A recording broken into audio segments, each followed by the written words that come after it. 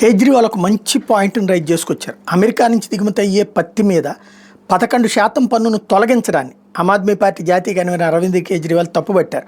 ప్రధాని మోడీ నిర్ణయం ఫలితంగా మన రైతులకు తీవ్ర నష్టం కలుగుతుందని చెప్పారు. మన రైతులతో పాటు వ్యాపారాలు సైతం దెబ్బతింటాయన్నారు. ట్రంప్ టారిఫ్ బెదిరింపులతో ఇతర దేశాలు భయపడడం లేదు.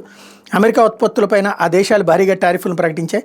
మనం కూడా అదే బాటలో వెళ్ళాలి. అమెరికా మన మీద 50% టారిఫ్లు వేస్తే మనం 100% విధించాలి. దీనికి దేశమంతా ప్రభుత్వానికి మద్దతుగా నిలుస్తుంది. మన 140 కోట్ల ప్రజలున్న దేశం, ఎవరు మనల్ని చులకన చేయలేరంటూ కేజ్రీవాల్ స్పష్టం చేశారు. ఆగస్టు 19 నుంచి సెప్టెంబర్ 30వ తేదీ వరకు అమెరికా కాటన్ ఉత్పత్తుల మీద డ్యూటీని తొలగిస్తున్నట్టు ఆగస్టు 18 కేంద్ర ఆర్థిక శాఖ తెలపడం మీద కేజ్రీవాల్ ఈ మేరకు స్పందించారు. అమెరికా నుంచి వచ్చే కాటన్ ఉత్పత్తుల మీద మనం 11% డ్యూటీ విధించాలి. దీనివల్ల మన దేశంలో తయారయ్యే కాటన్ ఉత్పత్తుల ధర అమెరికా ఉత్పత్తుల కంటే తక్కువగా ఉంటుంది.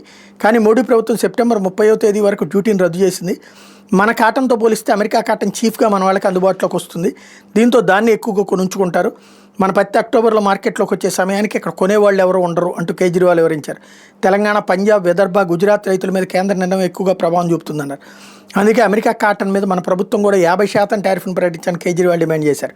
సెప్టెంబర్ 7వ తేదీన గుజరాత్లోని చోటీలాలో ఇదే విషయం మీద తమ పార్టీ బహిరంగ సభ పెడుతుందన్నారు. ఖచ్చితంగా మంచి కాన్సెప్టు, కేంద్రం మీద సరైన ఒత్తిడి ఈ విషయంలో.